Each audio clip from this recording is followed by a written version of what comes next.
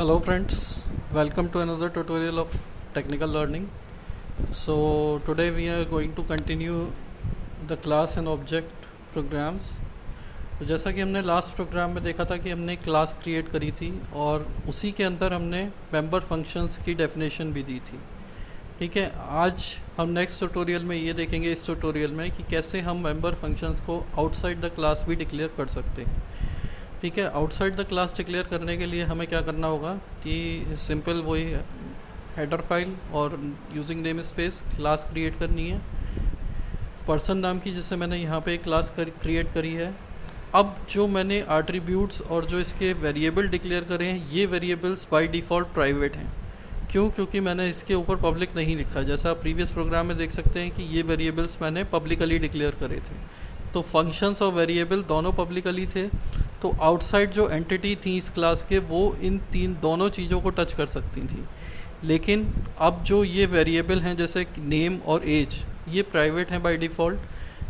ठीक है, तो आउटसाइड एंटिटी इनको डायरेक्टली टच नहीं कर सकती। जो इनके फंक्शंस हैं उन फंक्शंस के थ्रू ही इनको एक्सेस किया जा सकता है। ये फंक्शंस जो हमने दिए हैं, मेंबर फंक्शंस जो हैं, ये हमारे पब्लिकली डिक्लेयर हैं। तो मैंने यहाँ पे दो फंक्शंस बनाए हैं, गेट डेटा और डिस्प्ले। तो जब भी हम मेंबर फंक्शन की डिक्लेरेशन करते हैं विदाउट गिविंग डेफिनेशन, तो हम सेमीकोलन से उसे टर्मिनेट कर देते हैं फंक्शन को। ऐसे ही जब हमारी क्लास एंड होती है तो क्लास को हम सेमीकोलन से टर्मिनेट कर देते हैं। अब जो मेंबर फंक्शन की हमें डेफिनेशन देनी है, वो जब हम आउटसाइड द क्लास देते हैं तब हमें ज़रूरत पड़ती है स्कोप रेजोल्यूशन की। ठीक है, स्कोप रेजोल्यूशन हमारा क्या करता है कि फर्स्ट हमें क्लास का नाम लिखना है और उस मेंबर फंक्शन का नाम जो कि हमें कनेक्ट करवाता है इस फंक्शन से, जो कि क्लास पर्सन के अंदर वो फंक्शन की डिक्लेरेशन है। तो इसकी कनेक्टिविटी को क्रिएट करने के लिए हमें स्कोप रेजोल्यूशन की ज़रूरत पड़ती है। तो जैसे मैंने वहाँ पे आपको बोला था कि नेक्स्ट प्रोग्राम में मैं ये दिखाऊंगा कि कैसे हम सी आउट के थ्रू वैल्यू एंटर कराते हैं यूज़र से।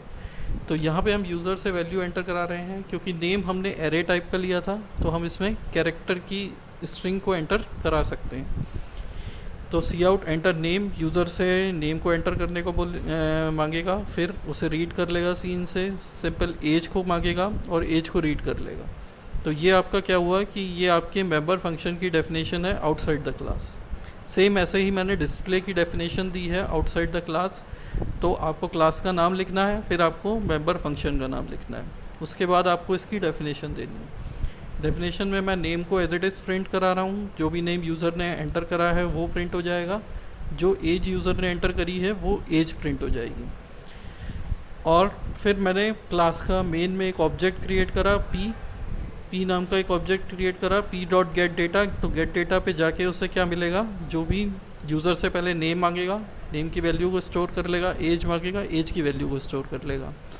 फिर पी डॉट डिस्प्ले के थ्रू वो वैल्यूज़ को डिस्प्ले वाले फंक्शन में चला जाएगा और वो उन वैल्यूज़ को प्रिंट कर देगा। तो इससे आपने ये देखा कि जो भी प्राइवेट मेंबर्स थे, जो एट्रीब्यूट्स थे जैसे केयर और एज थे, तो इनको वो डायरेक्टली टच नहीं कर पाया।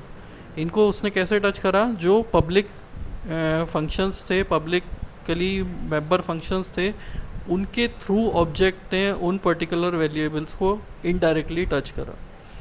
ठीक है, तो यही डिफरेंस होता है कि पब्लिकली अगर डिक्लेयर हैं तो डायरेक्ट एक्सेस हो जाता है और नहीं है तो आप डायरेक्ट एक्सेस नहीं कर सकते। तो ये ऊप्स का एक बहुत बड़ा फीचर है कि जिससे कि आपका जो डेटा है वो ज़्यादा सिक्योर रहता है आउटसाइड द वर्ल्ड। तो आई होप कि ये दोनों तरीके से class declaration, class member function declaration आपको क्लियर हो गया होगा।